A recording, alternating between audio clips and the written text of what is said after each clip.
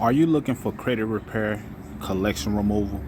Basically, you're trying to restore your credit, but you specifically need a collection remove. Well, good news, you're in the right place. And if you want access to this exact letter, that way you don't have to make any phone calls. You can let the letter do the work.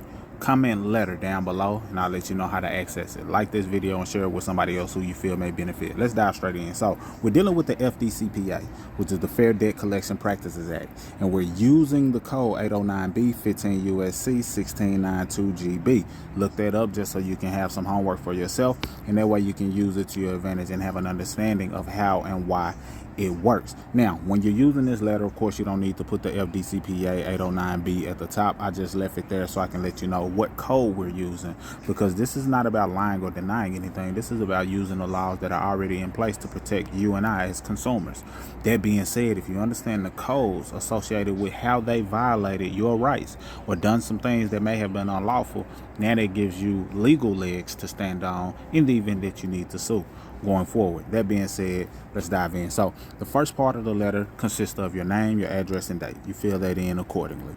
Next, you'll see the debt collector's name, address, city, state, zip code, all of those things. You'll put it there. This usually shows up at the bottom of your credit report. So consider this video really like some credit counseling, because I'm teaching in the midst of just going through the letter, not just giving you the letter per se.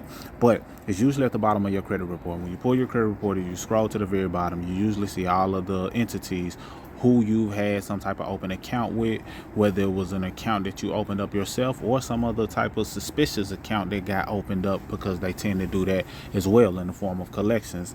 So those addresses would be down at the bottom of that credit report. You grab that address and you put it in this section. And sometimes you have to confirm and make sure that's the right address, because when you go to the post office, there have been times where they'll say this address isn't showing up in our system, and it might have a suite number associated with it, or might have some type of extra difference that has taken place, or an address change in comparison to when they originally had that address. So sometimes you have to do a little more due diligence, but put the address there. Then you say subject: formal debt validation request, FDCPA 809B 15 USC 1692GB. You'll keep that there. That's the subject. You're saying, listen, this is a formal debt validation request. That's what we're seeking, because a lot of times when they're trying to collect these debts, they haven't validated it properly. And if they haven't validated it properly, guess what? Now they're violating your rights. They're just trying to collect without proving that you have the right, or the you're supposed to pay, basically, like you're required to pay.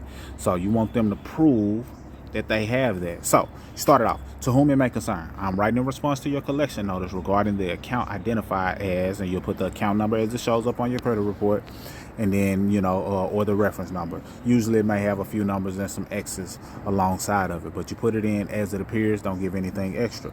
Then it says, pursuing my rights under 15 U.S. Code 1692GB of the Fair Debt Collection Practices Act, also known as the FDCPA, I'm formally requesting validation of this debt. Until you provide the required documentation, you must cease all collection activity, including reporting this account to any credit reporting agency. So you're hitting them right there. You're saying, listen, cease all collection activity. Whatever it is that you're doing, whether it's calling, whether it's sending things in the mail, cease that. In addition to that, you need to stop reporting it to these credit reporting agencies.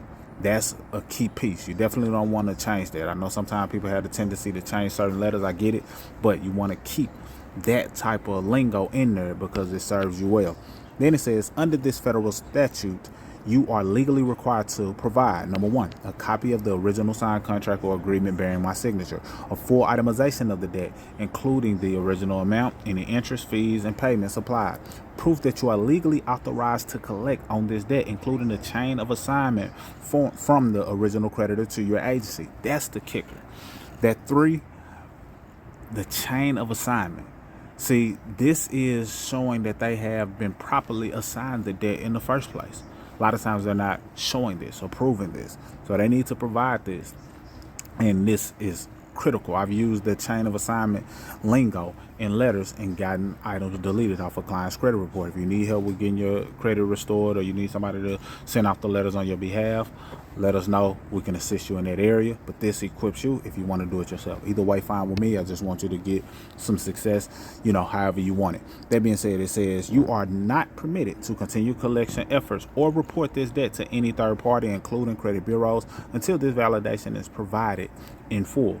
Failure to comply will be treated as a direct violation of the FDCPA, and I will not hesitate to file complaints with the CFPB, the FTC, and my state attorney general's office. I now demand full and proper validation of the alleged debt, emphasis on that, suspension of all collection and reporting activity, written response within 30 days of receipt of this letter. Sincerely, then you put your name. You don't have to sign it. And then these are some additional tips when it comes to sending this letter. Number one, you send by certified mail with return receipt. That way you have records of when that clock starts. This documents the 30-day window and proves legal delivery. So if you know that it arrived on the 25th of the month, now you know 30 days starts right then and there. So on the 25th of that next month, they've had more than enough time to do what they needed to do, and if they did not do it, that's a violation. So hopefully that helps. Number two, do not acknowledge or admit to owing a debt. This letter is about forcing them to prove the debt. Keep it that way. This ain't about you saying you recognize it, you've seen it before, you paid something, you told them to wait. This ain't that. This is forcing them to prove the debt. The burden of proof is on them. What does that mean? That means that they have that burden of proving that the debt is even yours. I call it a burden, but they have that burden because that's their responsibility to prove that the debt is even yours. Keep it that way. Number three, keep copies of everything. Say this letter, the mailing receipt, any replies, their ammo if the case escalates. So you keep that for your records if need be. Number four, monitor your credit. If they report the debt to the credit bureaus without validating, that's a major FDCPA and FCRA violation and grounds for a complaint or a lawsuit. So if you see that they're still reporting after 30 days, then that's major in terms of them violating your rights. Number five, if they fail to validate, you file a complaint with the CFPB and the FTC and use this letter as proof of their violation. Try this out. Test it out. Come back to this video and let me know how it works for you or what they did in return, and I can let you know how to proceed if need be. Again, this is credit counseling, but I also want to give you letters and things that you can use that are based on the codes associated with what you have available to you to protect your credit along this credit restoration journey. You may see me do things that may be FDCPA based, that's based on how the debt collectors are required to operate, or you may see me do things based on the FCRA, and that's based on how Experian, TransUnion, Equifax, or any other consumer reporting agency, how they need to keep records. Both are codes that you could use to your advantage to take your credit to the next level. That's all I got. Share this video with somebody who you feel may benefit. Comment letter if you want access to this direct letter. Mr. Smith signing out. Salute.